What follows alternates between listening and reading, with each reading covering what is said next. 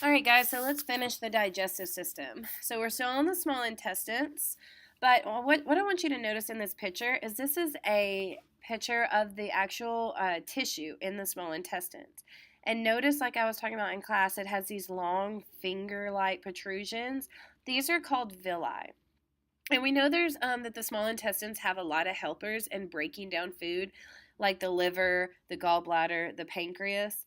But the digested food is absorbed in the small intestines through these structures called villi, which take it into the network of the blood vessels to carry all the nutrients to part of the body. So, why would you have this structure?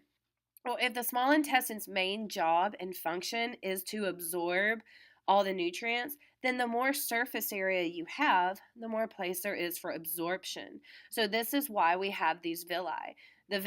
All the nutrients like glucose and all that stuff is absorbed. The cardiovascular system then comes in, picking it up and delivering it to every cell in the body.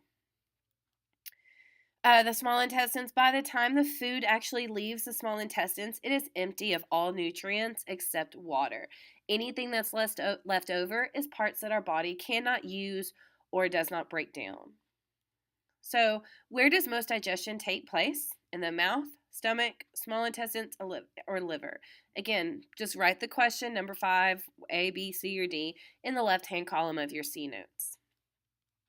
6. Which is true about the bile?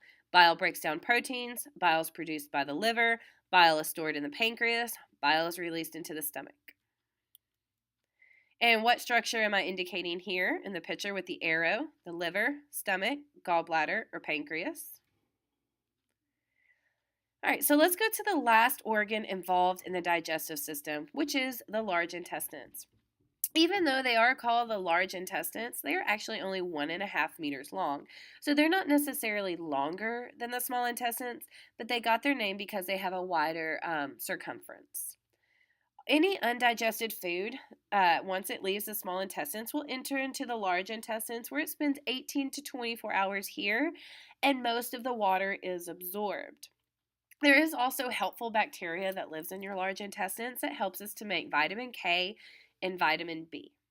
Now, the large intestines sometimes they can mess up on their roles.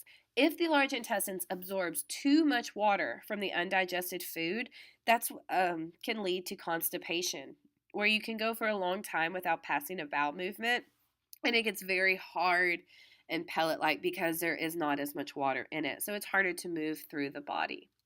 Sometimes the large intestines do not absorb enough water, and that can lead to diarrhea.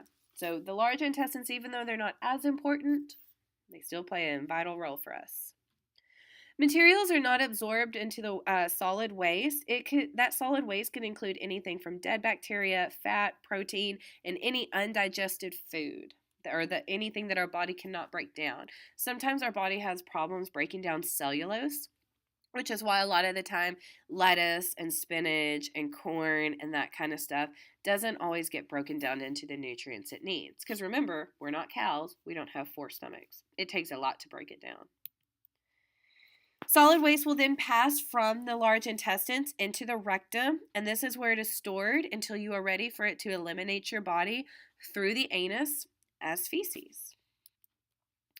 So number 8, which process occurs in the large intestines? Digested food is absorbed. Undigested food is absorbed. Water is added to the undigested food. Water is absorbed from the undigested food. And which structure is the large intestines? A, B, C, or D? And what do bacteria in the large intestines do? Make you sick, make bile, make vitamins, make protein, make food, sorry. All right, so that's it. Go ahead and pause the video and rewind if you need to go over anything else. I'll see you tomorrow in class where I check your notes. Bye.